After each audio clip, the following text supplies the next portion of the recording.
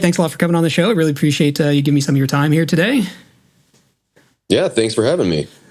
First things, congrats on the new album, Absolute Elsewhere. I've been spinning it since I got the copy from Sarah, and it's a really excellent ride through, like, of course, extreme death metal with some awesome prog elements, which I think is like paints this kind of beautiful picture that I'm hoping a lot of people will dig anyway. Yeah, me too. I mean, like I would say, like you said, it's a trip. I think people are going to go on a journey, and how you feel about it at the end, it's up to you. But I'm excited for people to hear it. Yeah, it's definitely like a listen experience, like a full experience. Like I was able to get the lyrics as well, so I really feel like it's one of those albums. Like, sit down, maybe turn the lights out if you can, and like actually take it in as a full record. Absolutely. I mean, I think Blood Incantation has always been on this idea of like, we're not like a casual listening band, I mean, I would say most metalheads would probably say that most metal is not, your casual, have it on in the background. Most of the time your favorite bands are the ones that you're going to sit down and like really dig in.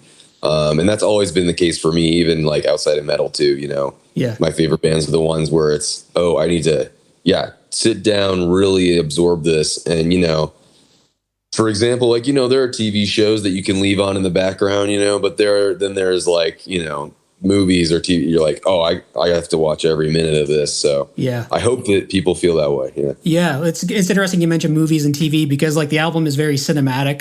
The artwork is cinematic, and like, correct me if I'm wrong, but I think you guys just like screened a short film that's kind of tied into the new record. That's right. Yeah. So 2 days ago we did. So it's essentially a 20-minute short film music video of the Stargate, the first half of the album. Okay. Yeah, and to us, I mean, we're very influenced by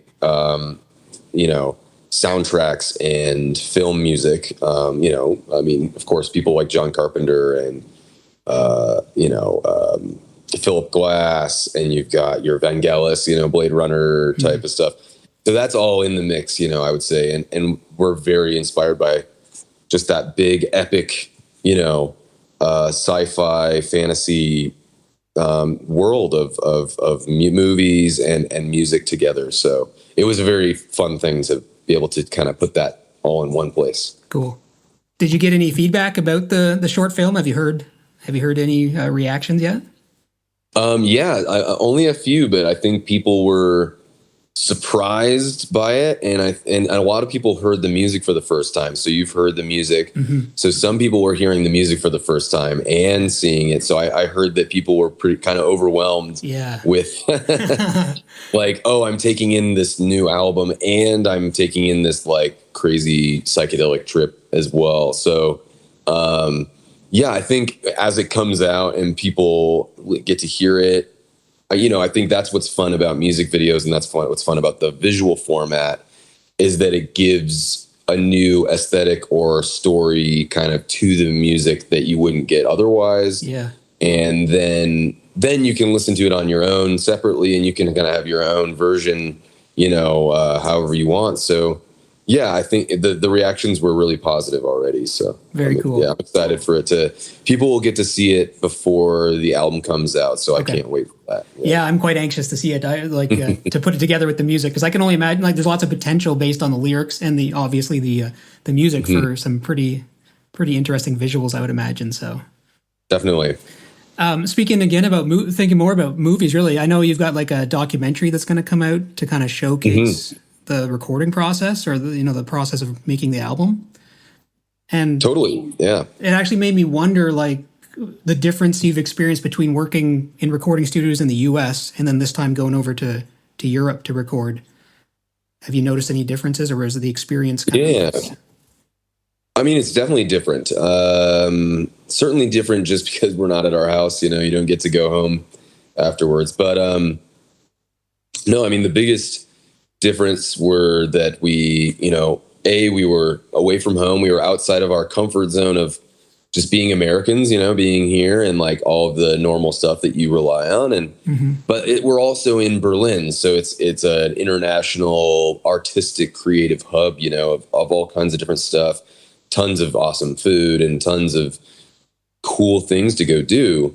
So we had a lot of opportunities to just dig ourselves into this really cool place, and had a lot of people around us that were kind of like showing us around and all that stuff. But then when it came time to work on the record, it was like 10 hours, sometimes 12 hours in Hansa Studios. And then going back to our Airbnb where it's, me and Jeff alone basically for 24/7. We're in there for an entire month, Okay. And so you feel like you're living and breathing the record, which you don't really feel that if you're at home and going to another studio here in town, that sort of thing. So it really let us just forget about anything else and just really like get into that album and in that headspace of like, this is the only thing that exists. Okay. Did you notice, like, thinking about the engineering of it, like sometimes I can hear it in like European mixes, everything's kind of blended together a little differently, whereas like sometimes in American mixes, like you can pick out the instruments a little more clearly, and like your music is so dense in general. Did that play a part in it at all? Like, does that? That's an interesting. I don't know if I've ever heard anyone say that about mixing versus the location. That's really interesting. So Arthur is American. He kind of came and did the recording and mixing and mastering. But we did have European crew there. Keon, who is basically the assistant for organizing everything at Hansa Studios, and he was in there. Right-hand man. Also Aiden, who is from the U.S., was there. Left-hand man, if you want to say. Okay. For Arthur. So he had people there to help him. And I would say we chose Arthur because we knew that he's just done so many records with metal and also not metal that he can kind of get where we're going with this. He's around our age too. Okay. And he's into a lot of the same stuff. He's into metal. He's in bands. He's also a musician, which really helps, I think. Yeah. He's a drummer and a guitarist, and he plays keyboard. He really gets the musical side of it. And because he was there every step of the way, where like every instrument that was recorded, he was like there, and he was like knew why we did each thing. Mm-hmm. And then a lot of times we'd be like, let me try this, and he'd be like, I don't know, that's like a, hey, try it. He was always down to try it, but also that voice of reason of like, maybe we're going too far a rabbit hole that's not helping us, that sort of outside perspective. So we really, I think, benefited from that. And then, recording at a studio like Hansa Studios, which is legendary studio going back to the 60s and 70s. People like Brian Eno and David Bowie and Tangerine Dream and Depeche Mode, Marillion, all these bands recording just like perfect. Perfect sounding in almost in a way that's like it's so organic that you just feel like you're there in the room with these people. Mm-hmm. Like you listen to Heroes by David Bowie and you feel like he's just like talking to you right there, Yeah. And so being in the same space and using some of the same microphones and using the piano that David Bowie played, using the Neumann microphones that Tangerine Dream used on Force Majeure, stuff like that as nerds, but then B, it's like, you feel like you're picking up on something, maybe from that. So yeah, I think it benefits from that. And also, just the space that we recorded in, like the drums were recorded in this really nice room where you really get this really big roomy drum sound that we weren't able to get, I think, on some of our other records. Okay. Yeah, like I really enjoy the balance of the mix. Like the drums feel organic. They're not super loud. I don't really find anything super loud in the mix. Like it's translating well from like listening on my phone speaker to listening into my like mixing headphones. Even though the vocals are huge sounding, like it's this really interesting mix of huge but like appropriate, if that makes sense. Totally. I think what I like about it is that the more you turn it up, it's not like harsh on your ears. And I think that's a really big thing for me. I mean, of course, I love records like Nathan's Madrigal or something like Over, like where it's like so lo-fi and intense. Like I like that stuff, but I think for our record, I think it was important to meet that medium of like warm and organic and but powerful and intense. You know, I think it can be all those things at the same time. And like you said, the drums don't hit too much. It doesn't jump out of the mix. The vocals don't jump out too much, but they're audible. They're more audible maybe than they had been in the past. The guitars are very present. The soul, you know, everything has its place, which, I mean, I tell you, like Arthur will expound on many times about how extreme this mixing process was for him, because it was just hundreds of tracks that he had to deal with. And you know, it took a few months really of back and forth, because he took it after the recording process. We all had to go do tours and stuff. And then he got home and started working on it. And it was like, you know, just little things and like pages of notes from us and, you know, him just dealing with us being crazy. So, yeah, it took a minute. It took a minute to get it there. Okay. I was going to ask about the mixing, not to give too much away, but, you know, there's some like, I would call them ear candy moments where there's like maybe some reverse cymbals, or like there's this cool phase shift or like phase sweep on the guitars. And I was wondering how much you folks requested those, or if that was kind of Arthur making some artistic decisions himself as a mixing engineer. Some of that stuff was definitely him. There's some interesting parts with like, you'll hear, you know, on the message, there's like some interesting stuff with like, the guitars and the drums and like kind of doing interesting things with like, like you said, like the phasing and stuff like that. And then some of it was like specific, like there's a mellotron part that has like a cool like almost like a flange on it. Stuff like that, you know, was specific from us. And like, you know, we kind of, I think we're all crazy. We're all these like insane people that want to just make it the craziest record possible. And I think the mixing process is like, how do we get it to be like listenable, but also do all these fun things that we like in our favorite records. So that's just like, to me, that's like a fun part. It can be really stressful too, because there's that worry that you're like, oh wait, did we do something? Now we can't go back, or, you know, like, do we mess it up? You know, is that bad? You know, and after you hear it so many times, you can't really tell. You're like, oh, like, what even is this record anymore? You know? But luckily, you know, we have other people in our lives that we show, and they're like, oh, that sounds really cool. Or, oh, maybe that part's weird. Or you're like, oh, okay, cool. And then you kind of circle back, you know? Yeah. So, yeah, it was a group activity for sure. Okay. Yeah, it's good to have those people who will tell you what they think is wrong, because it's great to know what sounds good, but it's even more valuable to know what's maybe not working. Absolutely. Absolutely. Yeah. Yeah. And so it's mixed in Dolby Atmos. Is that correct?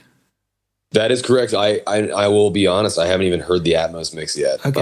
But it is essentially like, you know, the elements are all the same, but this guy Bruce from the Pineapple Thief, the prog band. Yeah, man, they're awesome. He did the Atmos mix for us, so that was exciting. And you know, I don't have an Atmos system, so at some point I'll have to hear it. But I'm really excited that he was able to do that. That's very cool. I don't think you wrote any of the lyrics, correct? It was all written by. Yeah, all the lyrics are by Paul, but you know, the concepts we always talk about before the record, and I was really excited that he told me that he was like, I'm going to go into this and we're going to, you know, first half of the record is very much Blood Incantation lyrics, but the second half is definitely, you know, he really wanted to expand on it a lot more. Yeah, like it sounds like it's touching maybe on, I mean, there's some like cosmology stuff, but like consciousness stuff there too. It kind of made me wonder if you guys are like influenced by like panpsychism or like quantum consciousness or any of those kind of wild ideas.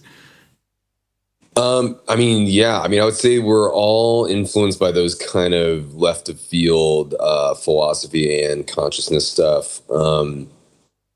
You know, I mean, even a more simply like stuff like Alan Watts and Ram Dass, and, you know, some of this just like meditative, you know, East meets West kind of like think about your place in the universe, and you know, question reality, but then question yourself, you know, and I think that's where we all sit in the same place, and we've all been on our various journeys, you know, I think as different band members, and that's why Blood Incantation is what it is, because we've all been on our journeys with that stuff. And so Paul, you know, does a great job, and I think also from himself personally with his own journey and his own stuff that he's dealing with.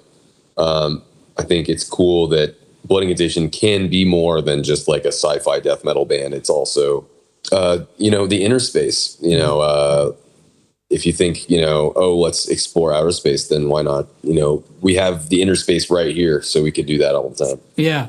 Yeah. And that's kind of one of the Alan Watts things, isn't it? Kind of like the body and mind maybe isn't so separate from the universe as you'd like to believe.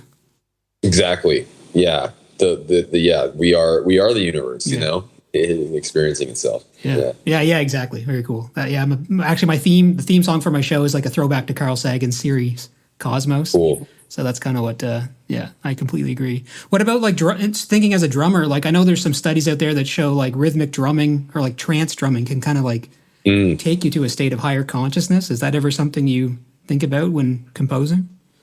Oh, absolutely. I mean, and here I'm just real quick. I'm gonna move over to my charger because it's my thing is gonna die here. Sorry about that. Oh yeah, no problem. Just to touch on that. I mean, I work on a lot of the music. You know, I play guitar, and Paul and I work on a lot of the music together. Okay. And so the drums are the important part of the drums is really that it is this kind of like I think it carries the whole record, especially this album. It's like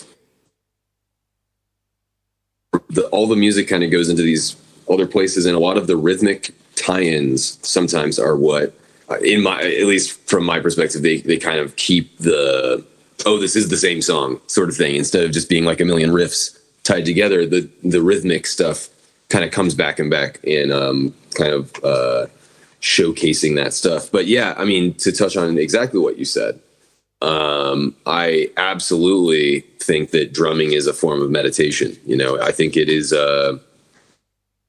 you get into that kind of like, especially like a blast beat, for example, is it's so hypnotic, and it's like very, it's similar to like, you know, I mean, it's maybe it sounds cliche or something, but it's very similar to like a shaman drum in like you think about primordial religions, and like just this like focusing on this one rhythm over and over again, and it kind of creates this trance state.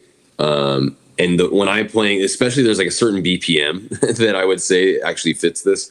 Okay. It's like, it's not too fast, not too slow, but there's like a 1 foot blast beat that when I play, it does feel like I'm zeroed into like a meditative state. And and I would also say all the members of the band would agree that Blood Incantation's music specifically is very meditative, and very it takes us to a different place. We joke oftentimes that Blood Incantation is almost like a drug that, you know, if we don't get it enough, like if we're not practicing enough, like it starts to feel weird, and then you play again, you're like, okay, there it is. Yeah. But you know, oftentimes when we're practicing, I will feel that kind of, and like, you know, totally sober, like not on any drugs or anything, but just tapping into something else. And it really is, you know, it's a higher place than I could ever get, you know, just sit. I think maybe because I'm ADD as hell, but I have a hard time meditating, just nothing, you know, like it just being one with myself, you know, I have a hard time with that. So drumming lets me physically, I think, get rid of that part of my brain. So then I can actually be, you know, present. Okay. Yeah, that's very cool. That's really neat. Well, maybe Isaac, to finish it off, we can talk. So you got Absolute Elsewhere is coming out October 4th. And I'd be curious, with the release show you got coming up, like the significance of having Steve Roach open the show. That must be pretty exciting. It's very exciting. Yeah. We're huge fans of his music. And it was just kind of like a very serendipitous thing that we were in Tucson, Arizona last year playing with Mayhem and Gorguts. And I think Paul and Jeff were at a record store. And they were just buying some records, and there was a guy there who's like, "Hey, are you guys in Blood Incantation?" And they were like, "Yeah." He's like, "What are you guys doing here?" And he's like, "Oh, we're playing a show." And he's like, "Oh, tonight?" And they're like, "Yeah." And he's like, "Oh, wow, that's crazy." And he's like, "I'm Steve Roach's manager. I'm actually a big fan of you, but he doesn't know about your band." He's like, "I'm going to try to bring him to your show." And I think the guys were like, "Okay, like that's crazy." Like what? Like, and it ends up happening. Steve Roach and his manager show up to this show in Tucson, and he watches the whole thing. And it was us playing death metal, and he was like, "I'm a big fan of this." He makes the probably most delicate, beautiful music. Like it's so minimalist, so ambient. And he's, "Yeah, I like metal, and I would love to collaborate with you guys sometime," and all this stuff. Like, oh, wow, cool. And then we got on a group chat with him, and then it was like, "Oh, we're doing this album release show. Like, maybe we can make that work." And he was super interested in the idea, and so to have him, be a part of that show at the Boulder Theater, that's like kind of like it's a full circle, and it also, I think it's kind of showcasing also that it's like this album is different. It's not just your everyday thing. And same with our tour with Midwife. We're trying to put that out there that it's like, this is not just a metal show. It is a metal show, of course. And there are going to, certainly there will be heavy stuff happening and blast beats and all that stuff. But this is also, we're expanding into new stuff. And like, I also just think it's cool to let your audience, experience new stuff, Yeah, absolutely. Yeah. I'm totally on board with that. Like the album ebbs and flows and I mean, I'm just being, just a personal anecdote, but it's kind of exactly what I'm looking for in like the way in an experimental metal mashup with that prog stuff. So like, I think it's, maybe 10 out of 10 for me personally, but, awesome. I appreciate it. Thank you. Yeah, no problem. Everyone else can get a taste of it when it comes out. So, but I'll be secretly rubbing it in my friends' faces that I've been listening to it for a couple weeks. So. Hell yeah. Yeah. Well, I appreciate you spreading the word, and hey, even if there's just a few people like you who are like, "This is what I've been looking for this whole time," I feel like we won. So that's it. Yeah, awesome, cool, man. Thanks a lot, Isaac. I appreciate your time, and I wish you all the best. Maybe if you ever come out to the east coast of Canada, we're kind of small out here, but Halifax has a decent scene. Moncton has a metal scene. But yeah, if you're ever out this way, we'd be stoked to see you guys live. So. Awesome. Yeah, I know we're hitting some places in Canada, but I think the furthest east we're doing is Montreal, which I think is probably that's probably typical. But but hey, hopefully we'll make it out more. And I know we've done more Canadian shows in the past, and I know we always do well out there. So, cool. But hope to see you sometime out there. Yeah, maybe Montreal. It's not too far of a drive. So, awesome. Awesome. Thanks so much. Yeah, no problem. Have a good one.